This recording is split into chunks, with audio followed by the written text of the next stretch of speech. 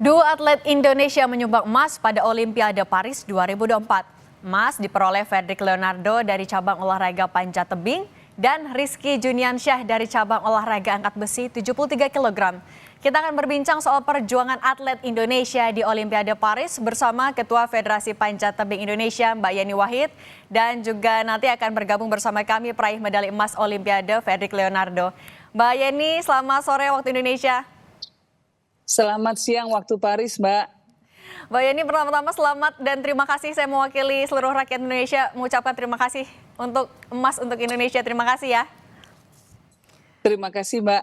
Terima kasih untuk seluruh masyarakat Indonesia juga atas doa dan dukungannya selama ini. Oke, Mbak Yeni, ini kan jadi raihan emas pertama untuk olahraga di luar cabang olahraga bulu tangkis. Untuk cabang olahraga panjat tebing juga ini adalah yang pertama. Apa sebenarnya perbedaan persiapannya dari Olimpiade sebelumnya sampai berhasil Fedrik Leonardo meraih emas di Olimpiade Paris? Terus terang ini adalah momen historis bagi cabang olahraga panjat tebing Indonesia. Karena untuk pertama kalinya panjat tebing bisa berkompetisi, atlet-atlet panjat tebing Indonesia bisa berkompetisi di Olimpiade dalam kategori yang memang kita kuat di dalamnya, yaitu kategori speed atau kecepatan. Nah, panjat tebing sendiri kita sama-sama tahu baru Olimpiade Tokyo kemarin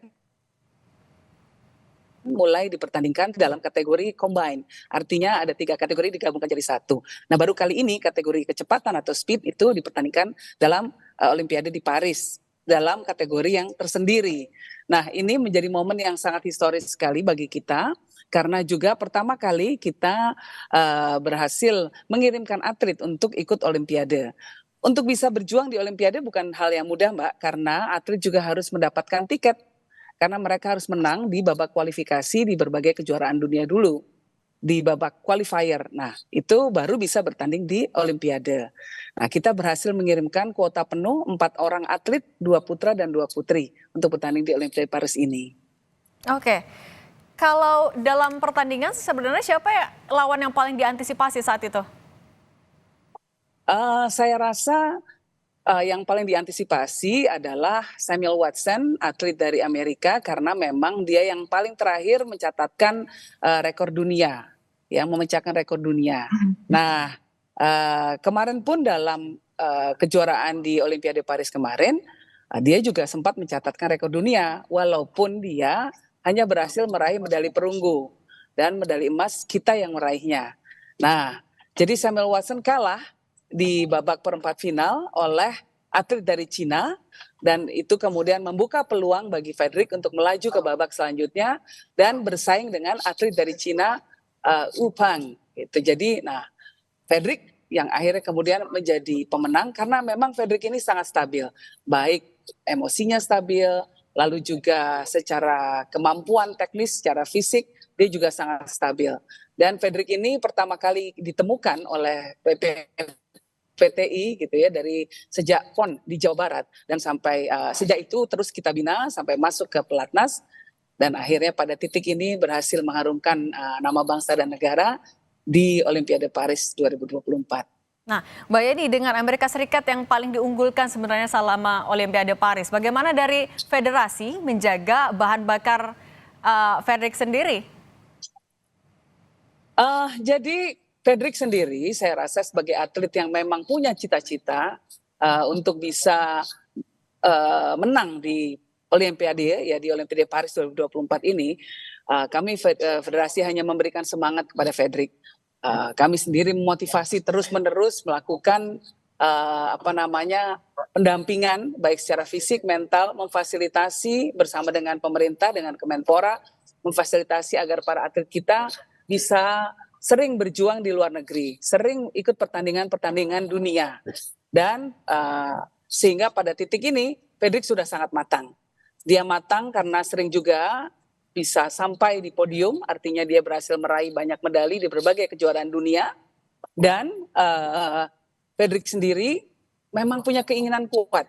Jadi kita lihat dia posting di Instagramnya ya, bagaimana dia menulis cita-citanya. Ini sejak 2 tahun yang lalu. Dia menulis bahwa dia akan menjadi juara di Olimpiade Paris 2024. Jadi kalau anak-anak sekarang bilangnya manifesting gitulah. Nah itu berhasil dilakukan oleh Fedrik. tentunya ini menjadi kebanggaan bagi kita semua. Nah, kalau tadi kan Pak Jokowi sudah bilang memastikan akan ada bonus untuk peraih medali di Olimpiade Paris 2024. Sudah ada komunikasi dengan istana, Mbak Yeni? Tadi Fredrik ditelepon langsung oleh Pak Jokowi. Nah, tapi saya belum update karena ini baru mau perjalanan ke Wisma Olimpik untuk menjemput teman-teman atlet semuanya. Kita mau makan bareng, kita mau jalan-jalan. Saya janji ke adik-adik atlet dan semua tim bahwa kita akan jalan-jalan di Paris ini nanti ya, sebagai hadiah kecil lah, belum hadiah besar bagi mereka. Karena setelah berjuang, tentunya ini kan mereka masih sangat muda, pasti mereka ingin untuk menikmati kota Paris juga. Nah, jadi agendanya hari ini salah satunya itu, Mbak. Oke, kan Mbak Yeni tadi sempat bilang ya ketika kita lagi break akan pulang setelah Olimpiade selesai. Nah, agenda terdekatnya apakah langsung akan ada dipanggil ke istana oleh Pak Jokowi? Belum ada komunikasi sih, karena kan kita sekarang fokus untuk memulihkan tenaga semua, termasuk coach kita agak sakit sekarang ya. Jadi Fredrik dan teman-teman bisa jalan-jalan dulu, menikmati masa mudanya, karena waktu mereka banyak sekali dihabiskan untuk berlatih. Mereka selama ini intens sekali berlatih selama di Pelatnas. Latihan bisa berjam-jam setiap harinya. Jadi ini hadiah-hadiah kecil bagi mereka untuk mungkin mengunjungi beberapa tempat di Paris ini. Nah, setelah pulang baru kemudian kita kita akan fokus dengan agenda-agenda baru. Ini kayaknya Fredrik sudah tersambung, Mbak. Iya. Jadi bisa langsung tanya Fredrik nih. Oke, halo, Mas Fredrik. Selamat sore waktu pagi, Indonesia, Fredrik. Mas Fredrik. Ya, selamat sore waktu Indonesia. Mas Fredrik, selamat atas emasnya dan saya juga mengucapkan terima kasih mewakili rakyat Indonesia sudah memberikan emas bagi kami semua. Terima kasih. Mas Fredrik, tadi sempat disinggung sama Mbak Yeni kalau sebenarnya yang paling diunggulkan kan adalah Amerika Serikat. Selama pertandingan, gimana caranya Mas Fredrik bisa melawan tekanan maupun juga beban itu sampai akhirnya bisa meraih emas? Kalau untuk menghadapi hal tersebut ya memang kita sudah sering ya di pertandingan kita sering ketemu dan juga kompetitornya itu aja. Cara mengatasinya kita melakukan persiapan waktu latihan itu kita lebih banyak seperti melakukan simulasi kompetisi seperti itu. Jadi untuk menyesuaikan diri dan juga memberikan pressure latihan seperti kompetisi.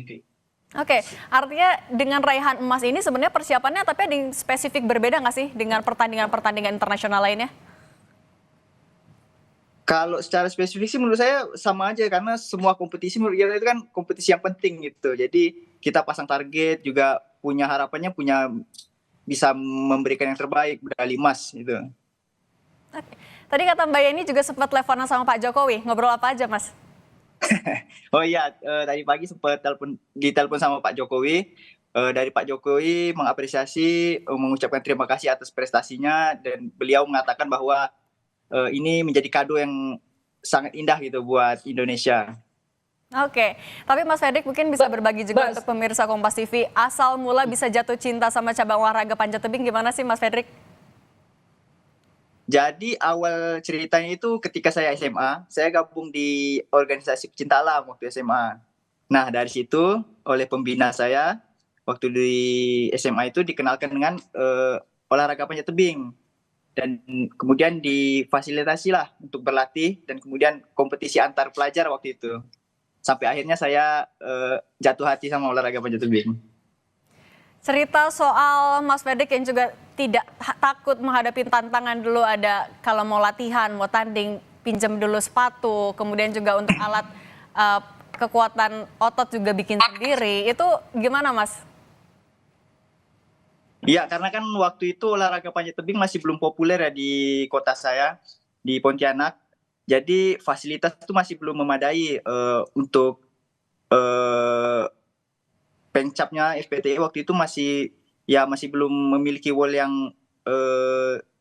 bisa dipakai untuk latihan lah. Jadi kita mensiasatinya itu dengan bikin media latihan sendiri. Jadi waktu itu sepatu juga belum punya, harness juga belum punya, tapi karena semangat gitu kan bisa ngumpul sama teman waktu itu yang juga penggiat panjat tebing, akhirnya ya jadi suka sama panjat tebing. Ramai sekali juga loh Mas soal video sang ibu yang nobar bareng, nontonin Mas Fredrik waktu mencatatkan atau meraih emas. Sudah ada komunikasi belum sama keluarga? Oh ya, sudah. Habis dari kompetisi itu, ketika udah selesai langsung hubungi orang tua, terutamanya ibu. Oke, apa yang disampaikan keluarga saat itu? Yang pasti sampaikan rasa syukur dari keluarga dan juga terima kasih, terus rasa bahagia, turut senang gitu atas prestasi yang telah saya capai gitu. Oke, setelah meraih emas di Olimpiade Paris, apalagi target ke depannya Mas Fredrik? Untuk target ke depannya mau lebih bisa konsisten lah, kan juga masih ke depannya masih ada kompetisi-kompetisi berikutnya dan mungkin nanti di Olimpiade LA juga bisa mempertahankan inginnya seperti itu. Oke, dan emas di Olimpiade Paris ini kan juga diyakini akan bisa jadi bahan bakar untuk atlet-atlet lainnya atau bahkan calon atlet lainnya di cabang olahraga panjat tebing. Mungkin apa yang bisa Mas Fredrik sampaikan kepada mereka? Ya, yang ingin saya sampaikan yang pasti ini menjadi sebuah motivasi buat generasi panjat tebing Indonesia berikutnya. Ini membuktikan bahwa Indonesia memang bisa bersaing di level internasional di cabur panjat tebing dan semoga mereka termotivasi untuk berlatih lebih keras, lebih giat agar prestasi olahraga panjat tebing Indonesia semakin maju ke depannya. Oke, Mas Fredrik, terakhir kalau komunikasi sama pihak istana sudah ada agendakah kapan akan ke istana dipanggil atau juga soal bonus? Oh, kalau untuk itu saya belum tahu, Mbak.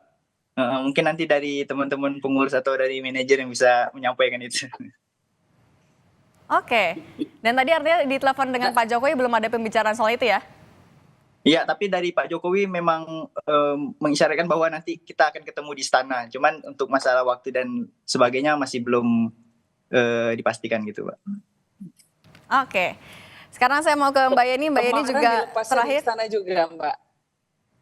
Kenapa Mbak Kemarin Yeni? kan Mas Fredrik juga semua tim, ya kemarin semua dilepasnya juga di istana, Mbak. Kita juga berharap nanti disambutnya di istana juga.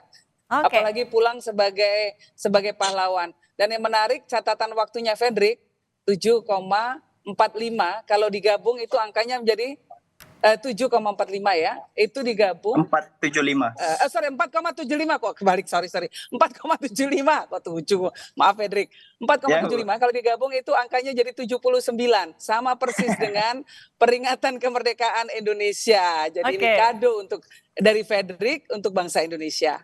Oke, jadi kado untuk ulang tahun Indonesia tahun ini. Terima kasih Mbak Yeni dan Mas Fredrik. Terima kasih, semoga sehat selalu. Sampai ketemu lagi di Indonesia ya, di istana.